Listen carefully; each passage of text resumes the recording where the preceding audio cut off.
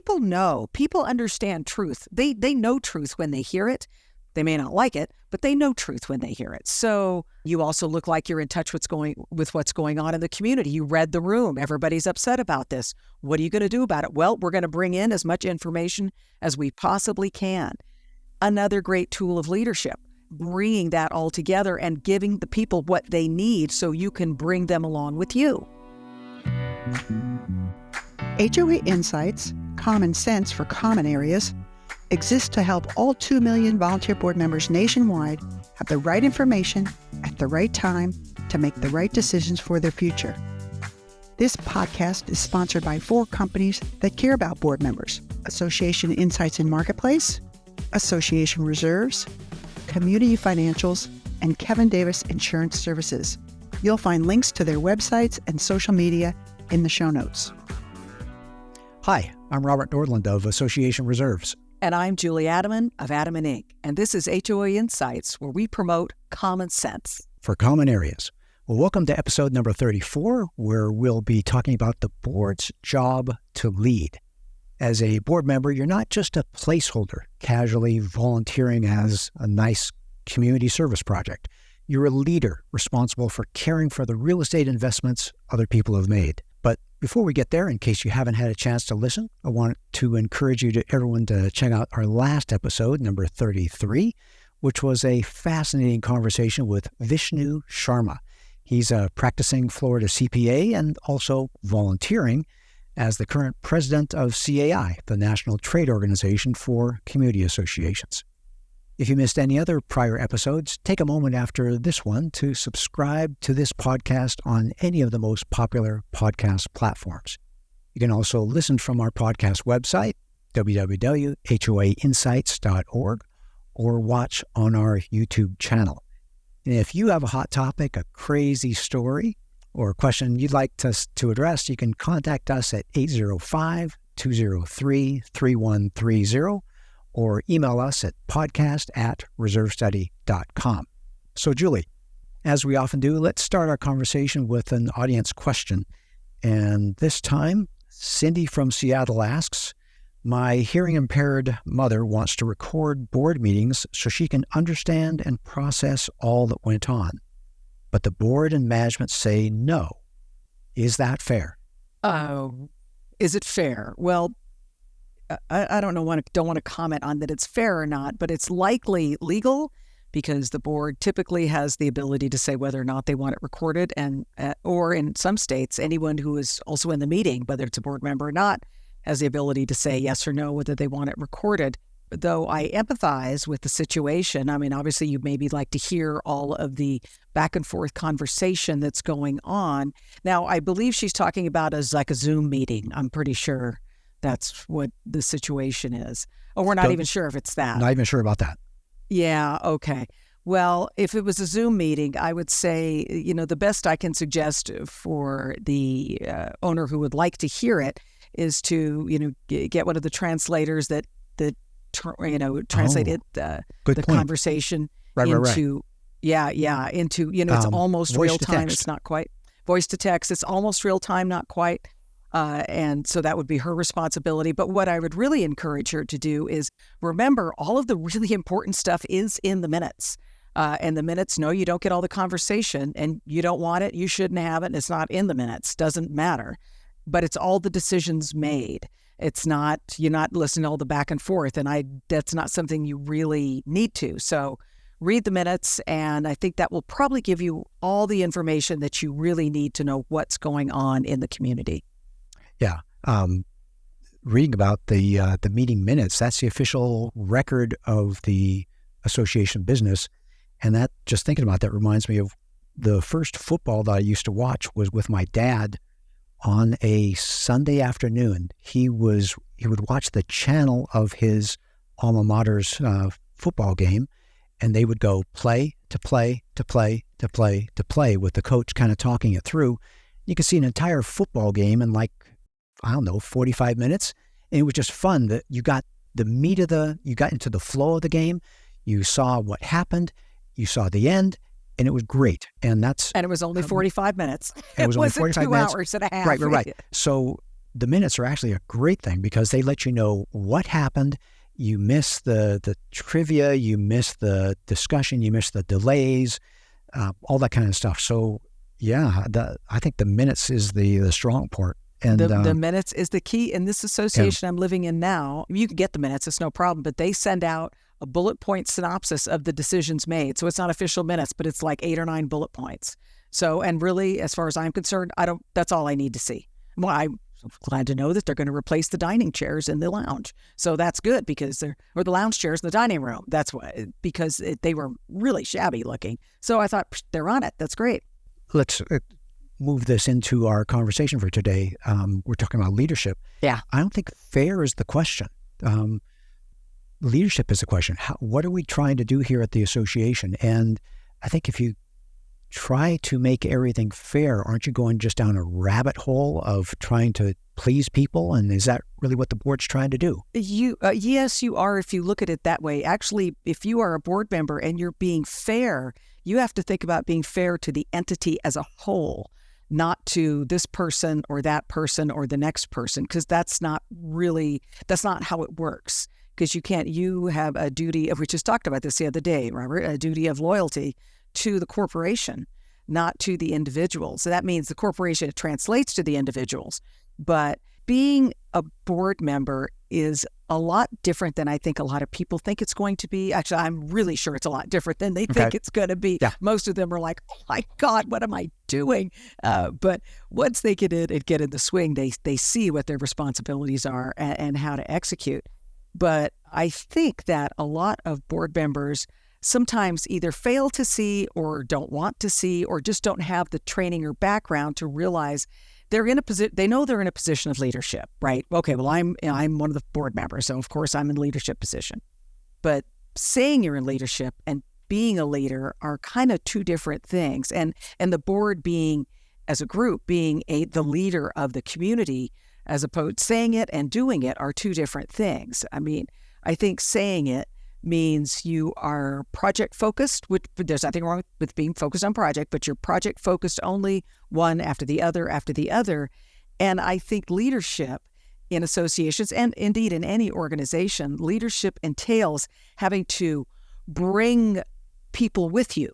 So what is it? John Maxwell says all leadership is influence. So I think boards need to understand how they can influence and how they currently are influencing their homeowners. Now, if they're not doing much in the leadership thing, they're influencing them in a way that may be detrimental. But if they put forth a vision for the community, they bring the community into that vision, point out everything they're going to be doing over the next couple of years to fulfill that vision. That's the kind of leadership that we really like to see in communities, and usually in most very well-run communities, you will see that they have that type of situation. Yeah, I'm just thinking here, I tend to lean towards numbers. Let's say you're in a 100-unit association. If you're on the board, let's say the board's 5 people, you are 5 people representing 100.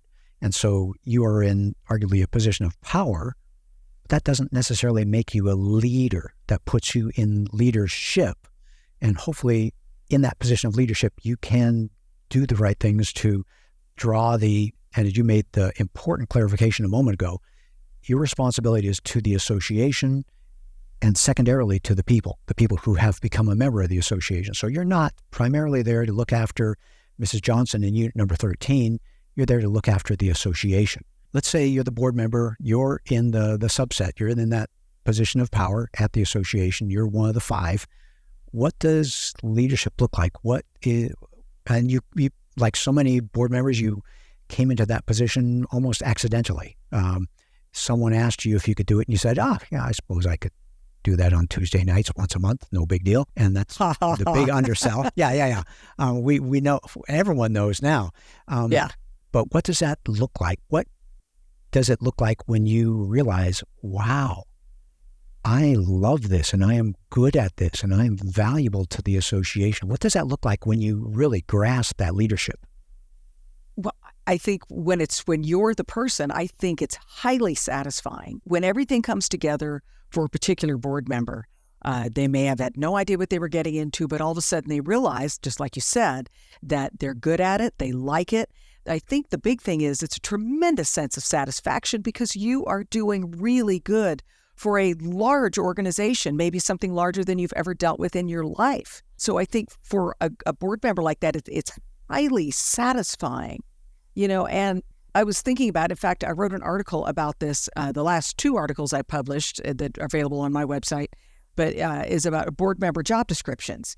And okay. I did the job descriptions in two different months because month 1 was the hard skills, the things they need to be able to do. And the second month, just this one published in October, was the soft skills of leadership. Because if you don't have those soft skills, which are the people skills, social awareness, self-awareness, that kind of thing, you will not bring people with you. I mean, if you as a board member can't read the room, and I mean either it's other board members, you can't read them, or homeowners or residents, whether it's in the meeting or the general tenor of the community, if you can't read that, you will not be particularly successful at bringing them along with what you and the board may want to do. Someone on the board needs to be aware of it and bring everybody else into that. But I think that the soft skills of leadership are the things that will, when you have those soft skills innately, that will make you good at it right away. But they can be learned. It's just an awareness issue. I mean, Robert, I would say between you and I, you are an engineer, and so you are a numbers person, right? Right. And I'm not, I'm a generalist, so I'm not. Can I do numbers? Yes. Would I would kill myself if I had to be in accounting or engineering, something like that. I mean, God love you all for doing it because I couldn't. Numbers talk to me. Yeah. Yeah, you know what I'm saying. So for me, it's much easier. I can read a room just like that and feel it. And though I think I had a lot of that innately, but when I first got into community management, these 36 years ago, I think it is now. Careful. I know. I think I was good at it because I was really good at being task oriented. But I spent about 5 years being a portfolio manager and doing some supervising of portfolio managers. And then I went into on-site management. And boy, that was a very intense 5 years. And I was in my 30s, so I really didn't have a clue about a lot of this stuff, the people stuff, right? But that sure taught me a lot about it. And after that was over, I was really able to read people and understand how important that was. And it just makes you so able to, if you can pick up on what people are thinking or pick up on where the room is going, you can lead that discussion in the direction. Or if it wants to go that way and it's not detrimental and it's going to be a positive, you need to lead them in that direction. They're going that way anyway. Let's talk about that issue. That's all a part of it. And all of a sudden, they brought it to you, but you're leading them. It's a really interesting process. Yeah. No, I like what you're talking about, and I'm just writing that down. It's making me think. I have learned so much debriefing with my wife after an event, after a party, learning what she has, what she noticed, what she saw, and I'm getting better and better and better at this. And the last time we came back from a group event, she said, "You did a great job of floating through the room and not getting stuck in a long conversation with someone." And just, I think, good like job, you say, Robert. Good job. Thank you. Those are learned skills because I could very easily be at a party or a social event and find someone that I enjoy, someone that I'm friendly with, and just spend most of the time talking to them. One of the things I've learned is just look around the room, just like you say. What is the tone in the room? And I'm wondering if we have so many listeners here who are concerned about running the agenda, keeping the time moving forward, getting through all the things they need to do, and not necessarily reading the room and saying, "Hey, what can we do here? Is the room full of tension?" And next time, I'm going to stand at the doorway and welcome people as they come in, or just little things like that. Could it be as simple as that? Yes, it can. I mean, you know the saying, you could work a room, right? Well, yeah. I can work a room. I mean, Robert, we've been at enough events together where you can see, I mean, I'll just go out and talk to anybody, You're good at that. Yes, I am good at that. But not everyone on the board is comfortable with that, especially if there's a lot of tension and there's some contentious issue going on in the community. I know that never happens, people, but it's some contentious issue. But, that small act of being at the door, kind of being the pastor at the door and shaking hands as people come in, that's very disarming to people. And it also makes them feel as if you're in touch. And in fact, that simple act of touching someone by shaking hands is, I read not a statistic on this, but I read an article about this one time that if you, if you're a cashier, something like a cashier, and you're handing somebody money back, if you touch their hand, even just a glancing touch, they will have something like a 40 or 50% more chance of remembering you in 24 hours than they will previously. So that physical bit of touch, that handshake, that warmth is something people, I think, even the naysayers in your community, I think they would be blown away if board president or whoever it was, the designee to be the handshaker, shook hands with people as they came in or walked around and said, thanks for coming. Thanks for coming to the meeting. Maybe even especially at those meetings that you think or are going to be unpleasant. They do happen. So you kind of got to walk into the belly of the beast and do your best with that. Right. And realize that you are leading people and drawing them forward. Maybe it's a little bit like a magnet. You need to be close enough to be able to draw them and be in touch with them. I'm wondering if there's going to be people at board meetings, well, let's say in real life board meetings, where they are reluctant to shake someone's hand who has shook the hand of the 20 people in front of them. Maybe they're just not comfortable with that. But that smiling face at the door, or refreshments in the back, or whatever it is, to make people think that the association's in good hands. These are nice people. They are caring people. They're going to look after the association's needs and my needs, and I'll give them the benefit of the doubt. So is that kind of what we're talking about here? Leading people and reading what the association needs and not just pushing through the agenda for the board meeting. Yes, that's exactly what we're talking about. Okay. Because if a board has a tendency to do nothing but push through the agenda, and I mean, not the meeting agenda is, you have to go through the agenda. I get that.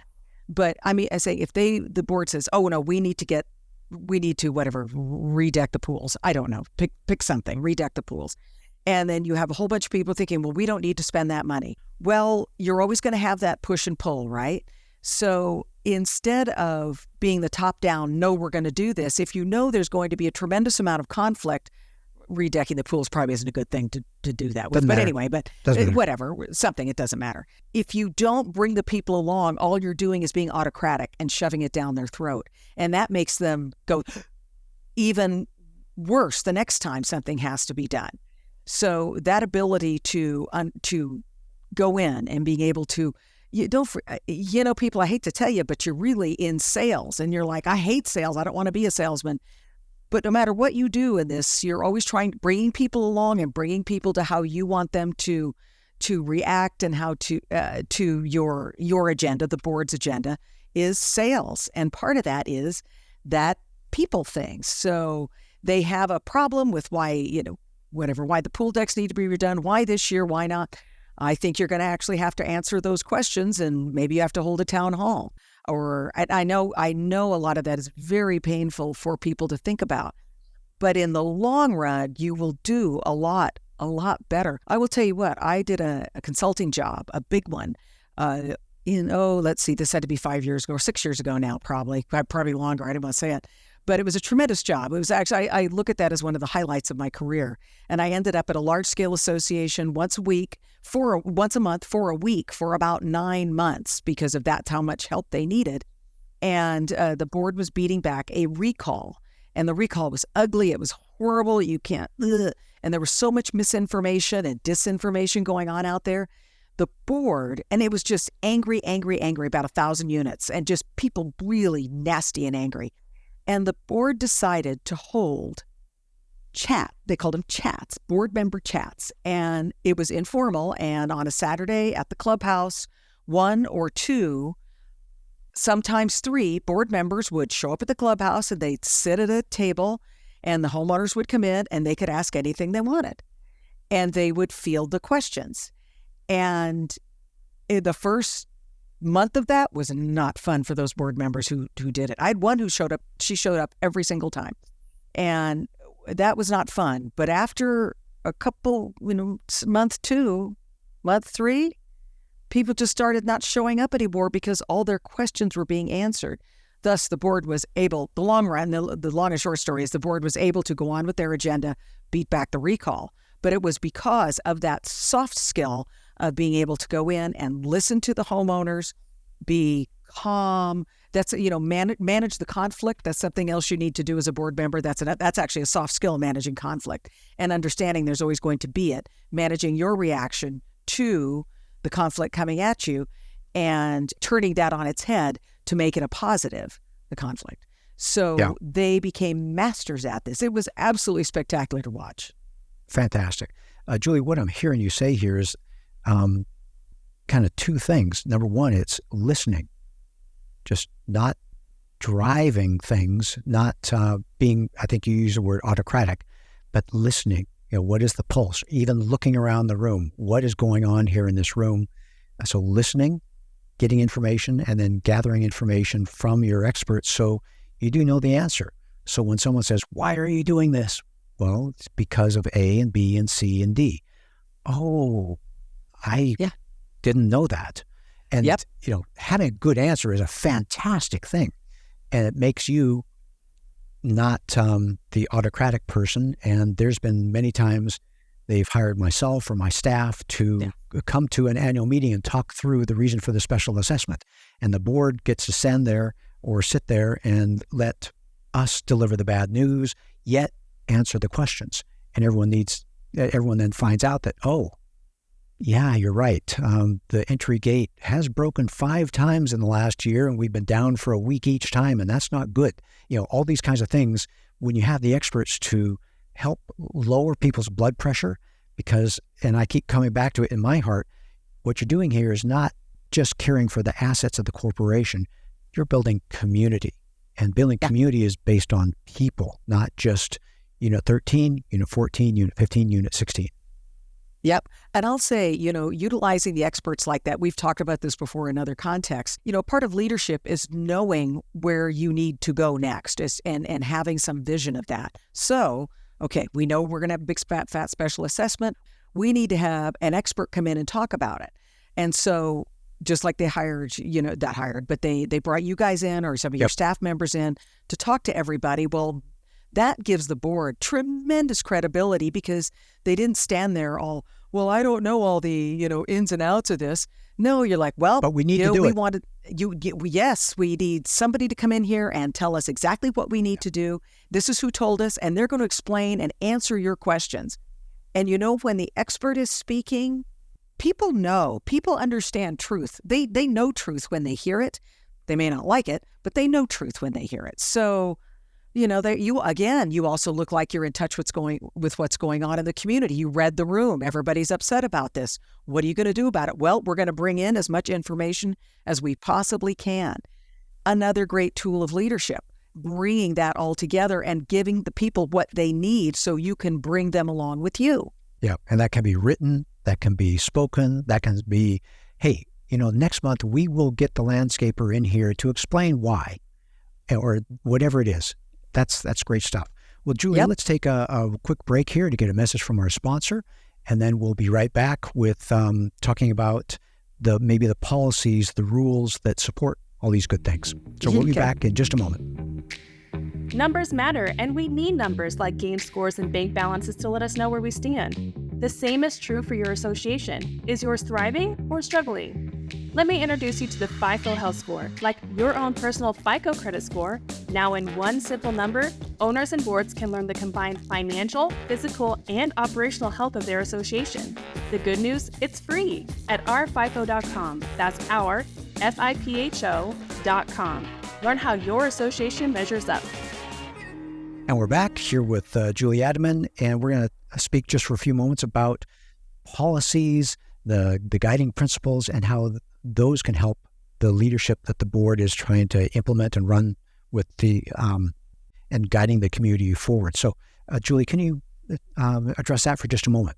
A lot of associations do have policies, and they're almost forced into it. Things like a collection policy, right? They have to have that, and just the standard things. They have architectural policies and rules and regulations. They all have that type of thing. But you can have other policies. You can have policies on conduct at meetings. You can have policies on becoming a board member and your conduct at a board meeting.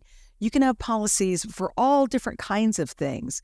And you can have the policy of how the landscape committee operates or committee guidelines, that kind of thing, I'll say. And so the reason we do that, the reason we have guidelines and policies and rules and regulations is so the community operates in a linear manner. So decisions are made based upon a foundation. And the foundation is that policy, that rule, or that guideline. And a lot of places are like, well, if we do that, then we always have to say the same thing. No, you don't.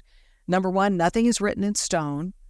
And you can always change policies if you need to. You just have to republish them to the membership, give them some time to digest it, and whatever rules or guidelines you are using. But all of these give the board tremendous credibility, allowing them to lead with confidence, meaning the confidence of the populace.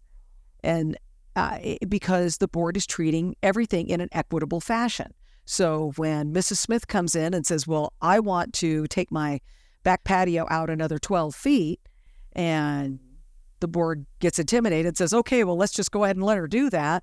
Well, then the next person comes over and says, hey, I want mine out 12 feet. See, when you start having those kind of inequities for literally no reason other than someone didn't want to tell her no, that's when you lose your credibility, and that's when you lose your ability to lead over these many different things that create leadership. But you lose your credibility, and once you're doing a credibility, your leadership just goes straight down. Right. No, people don't want to pay attention to you. The air's gone. And you also are shooting from the hip. And when you're shooting from the hip, then you don't have the leadership platform of being on the board of directors that is hopefully a multi-year guiding power for the association. And so having those policies allows you to say, that's a great idea. Let me take that up with the board. Things like that. We'll review it because we do have a and how things bubble up through the association. So let's say you have a manager. Doesn't matter if it's on-site or portfolio. Let's just say you have a manager, and someone wants something addressed by the board. Well, it first goes to the manager, and then it percolates to the board at a board meeting. Then the board meeting gives manager direction to percolate back down to the unit owner, if they're at whatever that communication is. So things don't get lost in the shuffle. I mean, when you shoot from the hip, they get lost in the shuffle. Yep. Use the mistakes metaphors. Yeah, they get made. And there's no track. You're not keeping track of what's going on. So if you have solid policies and guidelines on which to operate as a board, you should have board policies and guidelines, people. That's probably a whole other thing we could talk about, Robert, another time. But very important to have those type of documents. So new board members are comfortable when they come in, and board members have been on the board a long time can say, well, is this how we're going to handle this situation? Let's go back to the policies and guidelines and see what we do. So all of that gives you a firm foundation for a solid platform of governance. I guess that's what I want to say. Yeah, I like consistency, firm foundation, platform, building the community, and not letting it unwind itself by, well, we did this here, we did this there, or, gee, I don't know, that sounds great, let's do that. And all of a sudden you have a randomness for an association, not a community. And well, you sure can tell too. I mean, I'll tell you, in the consulting that I do with associations, oftentimes I get the ones that have had a randomness because that's why they're in trouble, and the one person who gets it calls. But you sure can tell the difference between ones that are managed well by the board and those that aren't. It's just a night and day. Usually the populace is a lot happier. So I would go as far to say 99% of the time, the residents and owners are much happier in an association that is well run, just like we're speaking of. Yeah. Well, I think everyone here agrees that there's a crucial flaw in this whole community association living situation, in that it relies on largely untrained board members and untrained managers. And so there are the opportunities to get things wrong. And again, that's one of the reasons why we're here. We're trying to give tidbits of information to encourage and equip and put these pieces together, these ideas that can help build community at your association, the idea of being a leader, not just a placeholder, and having a vision for what are the policies that draw us forward, what makes our community what it is. boy, randomness can unwind and not good things. In all kinds of ways, in all kinds of situations. Yes. Yeah. Yes. Well, thank you, Julia, as always. It's great spending some time with you. God, are we done already? That was fast, Robert. It was fast. Well, we need to talk about policies. We will talk about policies. We'll talk about vision. We'll talk about some of these things that guide associations forward. But any closing thoughts to add at this time for today's episode? You know something? I was sitting here thinking about the randomness of associations. And I would like to ask our audience, I had an occasion to talk to a gal who had just become a board member, and she was completely overwhelmed. And when she's talking to me, she is almost crying because she had no one to talk to. I've never talked to her before in my life. And she gave me all of this huge things that are going on, and we have to do this and we have to do that. And it was just this huge, overwhelming problem to her. And I really would like to hear other board members tell me, I mean, did you feel that way when you got on the board, and how did you handle it? Because my advice to her was, how do you eat the elephant? It's one bite at a time, and you have to triage it all. So very big problems to you. I would like to know how you've dealt with it, because all of you have had to at some point, but I'd really like to hear from someone who's had to deal with it. And I'd like to pick that apart and talk about it sometime. Yeah, that could be an episode where we deal with... Sure, that's what I'm talking about, yeah. Audience questions. I heard a playback of someone who called our telephone number, and the person just said, I'm so glad you're here. I've got no one to talk to. And they broke into tears. And I'm thinking, boy, we have a resource here. Let's help. Yeah. Board members all across the country. Robert, that was her, because Kathy sent her to me. Kathy, okay, yes. Great. Yes, I know, really, and she was so grateful. It's interesting. We are here to help. Yes, we are. We're here to equip, encourage, one step at a time, one week at a time, and because you can do it, everybody. You guys can do it. You can do it. Well, we hope that you learned some HOA insights from our discussion today that helps you bring common sense to your common areas. We look forward to having you join us for another great episode next week. You've been listening to HOA Insights, common sense for common areas.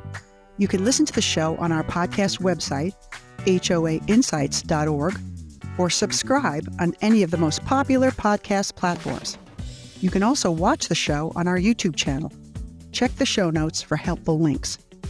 If you like the show and want to support the work we do, you can do so in a number of ways. The most important thing you can do is to engage in the conversation.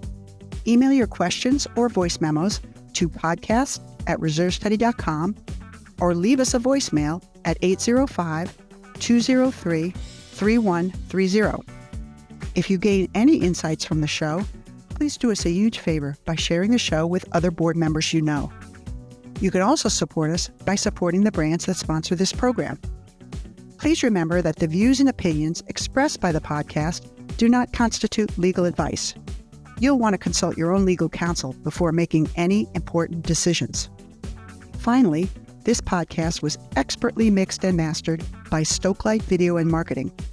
With Stokelight on your team, you'll reach more customers with marketing expertise that inspires action.